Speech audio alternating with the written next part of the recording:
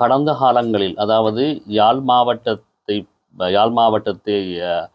பிரதிபலிக்கும் போலீஸ் நிலையங்களில் குறிப்பாக யாழ்ப்பாணம், கோப்பாய், சுன்னாகம், மானிப்பாய் போன்ற போலீஸ் பிரிவுகளில் 2022ஆம் ஆண்டு முதல் இதுவரைக்கும் இரவு காலங்களில் துவிச்சக்கர வண்டியில் பயணித்து வீடு உடைத்து களவு செய்யும் ஒரு கள்வர் சம்பந்தமாக நாங்கள் மிகவும் துரிதமாக தேடிக்கொண்டிருந்தோம்.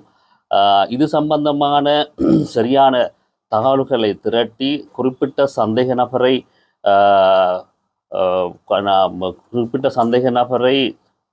கைது செய்வதற்கு எங்களுடைய வடமாகாண சிரேஷ்ட போலீஸ் மா அதிபர் திலக் சி தனபால சார் அவர்களுடையதும் மற்றும் எங்களுடைய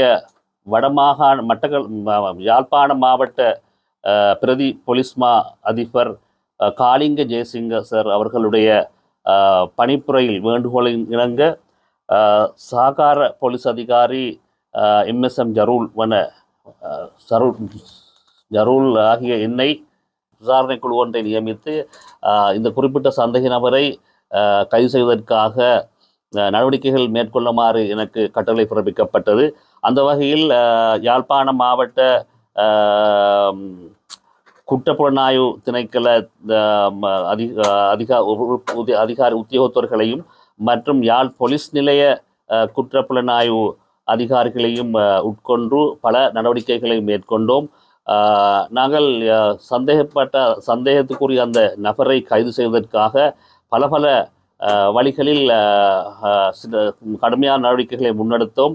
இருந்த போதிலும் அந்த சந்தேக நபரை அடையாளம் கண்டு கொள்வதோ அல்லது அவர் சம்பந்தமான எந்த தகவல்களோ கிடைக்காத பட்சத்தில் நாங்கள் இதை தொழில்நுட்ப ரீதியான முறையில், அதாவது கணனி முறையில் இந்த களவுகளை கண்டுபிடிப்பதற்காக வரைபடம் மூலம் சில தகவல்களை திரட்டி அதன் மூலமாக செய்து கொள்ளப்பட்ட விசாரணைகளின் போது குறிப்பிட்ட சந்தேக நபரை அறிந்து கொள்ளக்கூடியதாகவும் அவர் சம்பந்தமான தகவல்கள் பெறக்கூடியதாகவும் எங்களுக்கு இருந்தது.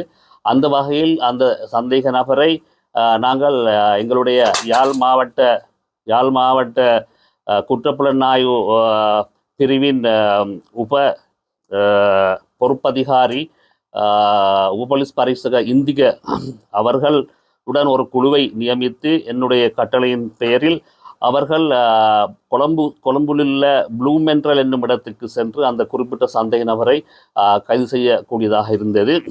அந்த குறிப்பிட்ட நபரை கைது செய்ததன் பிறகு அவரால் இங்கு திருடப்பட்ட சம்பவங்களும் அவர் திருடி கொன்ற நகைகள், பணங்கள் போன்றவற்றையுடைய பல தகவல்களை பெற்றுக்கொள்ளக்கூடியதாக இருந்தது.